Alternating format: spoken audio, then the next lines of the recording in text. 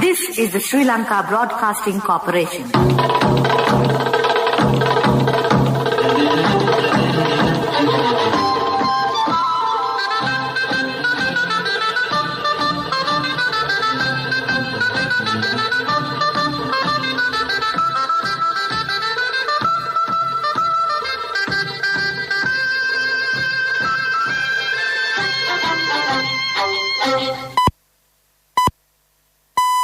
.45. This is the Sri Lanka Broadcasting Corporation.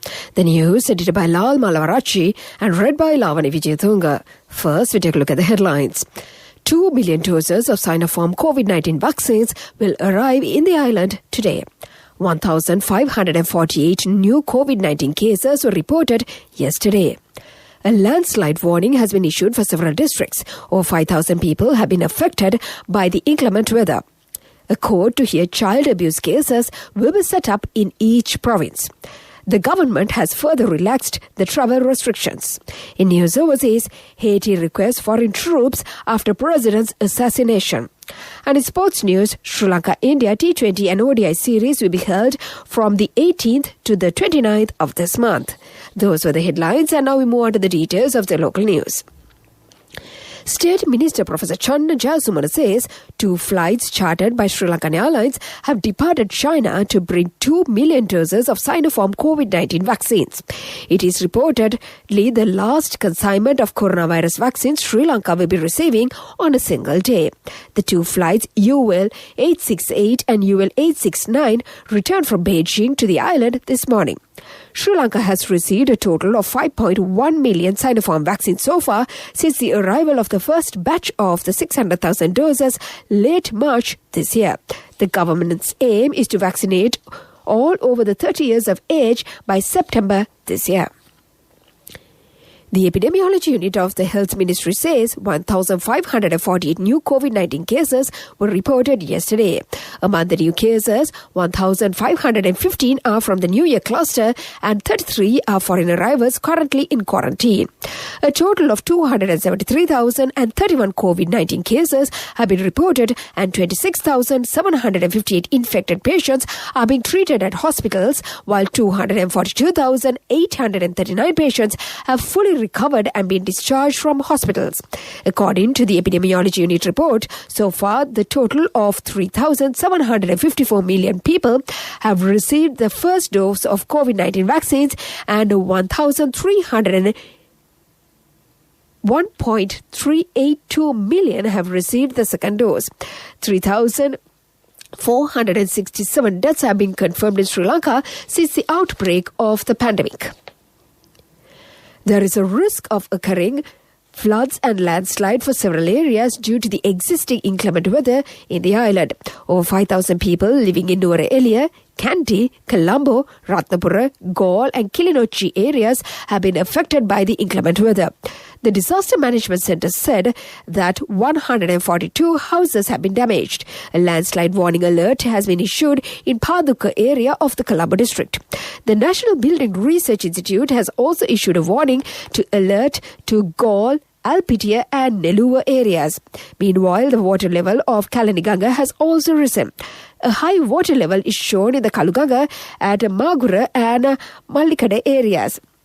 Minor level situation has been caused at the Ratnapura area. Sri Lanka Navy has deployed relief teams to assist the flood-affected people. This is the news from the Sri Lanka Broadcasting Corporation. People's Bank, celebrating 60 years of empowering the nation. And we continue with more local news. State Minister Piyal Nishanth says that a court meant to hear cases pertaining to abuse against children will be set up in each province. The Child Protection Authority conducts this program with the help of Ministry of Justice. The minister says that stern action will be taken against the culprits who will be proven guilty in a child abuse case. The number of trains is running in the Western Province will be increased up to 100 from tomorrow.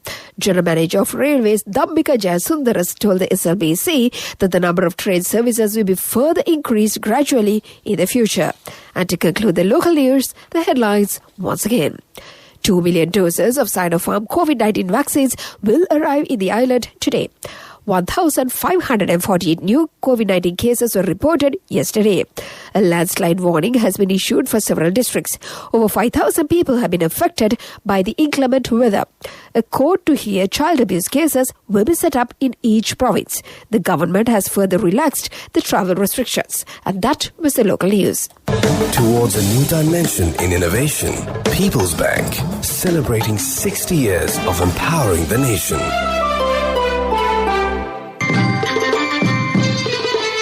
The main news story is brought to you by Siddhalepa Vedamahatmya. The main news story for this morning, the government has further relaxed the restrictions that were imposed to control the third wave of the COVID-19 outbreak in Sri Lanka. Asela Gunawardena, Director General of Health Services, has issued a new circular further easing the travel restrictions from today, thus the 11th. However, interprovincial movement and restrictions will remain unchanged for another 14 days. It is emphasized that the level of permitted functions can be subjected to be amended depending on the changes to epidemiological situation. Public is urged to strictly comply with the guidelines issued for permitted levels of functions. All government and private organizations are urged to be responsible to ensure their functioning is abided with the new normalcy. All are requested to strictly adhere to physical distancing, no gathering, mainly to stay at home, and respiratory etiquettes practices as well as hand wash and hand sanitizing and proper use of face mask. Places of worship have been opened and weddings will be allowed with 20% seating capacity of the venue or the maximum of 150 guests. Essential meetings are allowed only with 25% of the capacity of non-COVID funerals will be allowed to be held within 24 hours of the release of the body, and a maximum of 50 persons can participate. Private taxi services are allowed only for the seating capacity. Conferences, seminars and brand launches are permitted with hybrid events of up to 50 on-site attendees. And that was the main news story. The main news story was brought to you by Siddhalepa Vedamahatmya. And you watched like this morning, work on the concrete bridge section of the new Kalani Bridge, Sri Lanka's first high-tech cable-stayed bridge over Kalani River at Paliyagoda, was completed and the two sides of the bridge were connected yesterday. Following the opening of the Colombo-Katunayake Expressway, the linking of the Colombo capital city with the Katunayake International Airport has resulted in a large increase in the number of vehicles entering the city of Colombo. That came to you in Watchlight, and now we move on to the headlines of the world news. Haiti requests foreign troops after president's assassination. G20 finance ministers back deal to tax companies. California and Nevada brace for record-breaking temperatures. Those were the headlines, and now we move on to the details of the world news. Haiti has asked for foreign troops to be sent to the country to protect the key infrastructure after the assassination of President Jovenel Moise. The request was sent by the government to the US and the UN, but the US says it has no plans to offer military assistance at this time. Haitian police earlier said a group of 28 foreign mercenaries killed the president on Wednesday. After a gun battle in the capital of Port-au-Prince, 17 of them were detained. G20 finance ministers have backed a historic plan which will see multinational companies pay their fair share of tax around the world. The plan to battle tax avoidance puts in place a minimum global corporate tax rate of 15%. It is likely to affect companies like Amazon and Facebook. So far, 132 countries have signed up to the framework being championed by the Organization for Economic Cooperation and Development. Extreme heat is building in the western United States with forecasts of record-breaking temperatures in the states of California and Nevada. It comes just weeks after another dangerous heat wave hit North America, and the region has experienced the hottest June on record. California's Death Valley on Friday recorded a high of 54.4 degrees Celsius, with similar heat expected this weekend. Millions of people in the U.S. are under warnings of excessive heat. And to conclude the world news, the headlines once again. Haiti requests foreign troops after president's assassination. G20 finance ministers back deal to tax companies. California and Nevada brace for record-breaking temperatures. And that was the world news. Development News is brought to you by Quality matters than price. So as an engineer, I recommend Melva RB500. It's made with virgin billets using the latest technology. Melva RB500, number 1 in Sri Lanka. Truly Sri Lankan. In development news, Maga Engineering has been awarded the contract for the design and construction of the new railway operation quarters and train control centre at Maradana. The project is a component of the Colombo Suburban Railway Efficiency Improvement Project implemented by the Ministry of Transport and funded by the Asian Development Bank. Expected to be completed by July 2023, the new complex is a part of a project that will make significant improvements to the efficiency of the existing railway operations while addressing key bottlenecks in the network and improving sustainability of the operations. And that came to you in the segment of Development News. Development News was brought to you by Quality matters than price. So as an engineer, I recommend Melva RB500. It's made with virgin billets using the latest technology. Melva RB500, number 1 in Sri Lanka. Truly Sri Lankan. Moving on to sports news, Sri Lanka Cricket is in consultation with the Board of Control of Cricket, India, and has decided to reschedule the dates of the ODI and T20 series. The Cricket Board said the move was aimed at providing more time for Sri Lankan national players and the support staff to complete required health protocols before getting onto the field following the detection of 2 members, that is, a batting coach and data analyst of the national squad, as COVID positive, the Sri Lanka Cricket said in a press release. Accordingly, the series, which was to start on the 13th of July 2021, will now be held from the 18th to the 29th of this month. The first ODI will be played on the 18th and the second will be played on the 20th. The third match will be played on the 23rd of this month. The first T20 will be played on the 25th, while the second on the 27th and the third will be played on the 29th of this month. The matches are scheduled at the same venue, that is the R. Premadasa Stadium.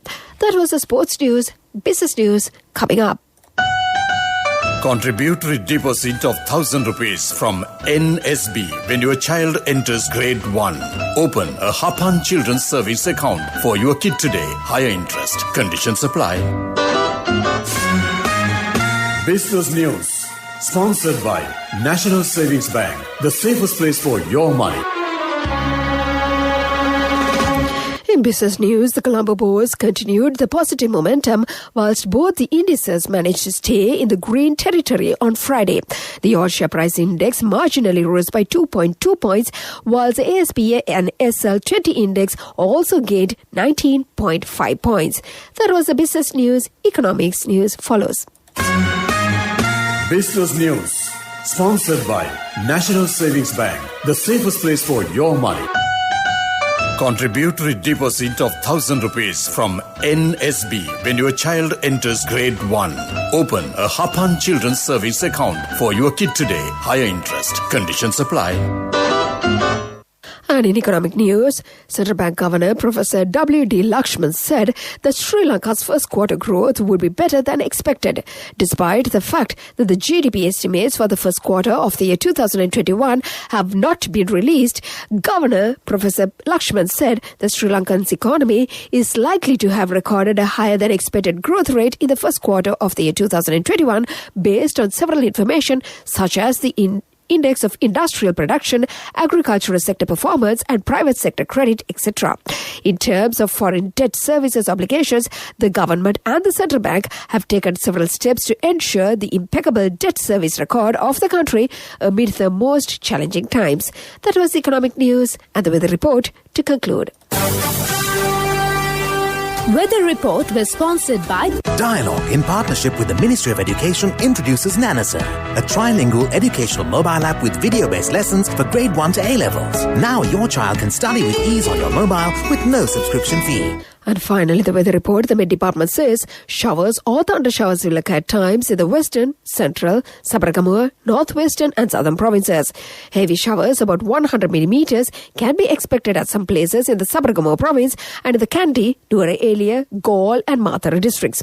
Strong gusty winds up to 60 km per hour is likely at times over the western slopes of the Central Hills, and gusty winds up to 50 km per hour at times is likely in the northern, north central, northwestern, western and southern provinces and in the Trincomalee district.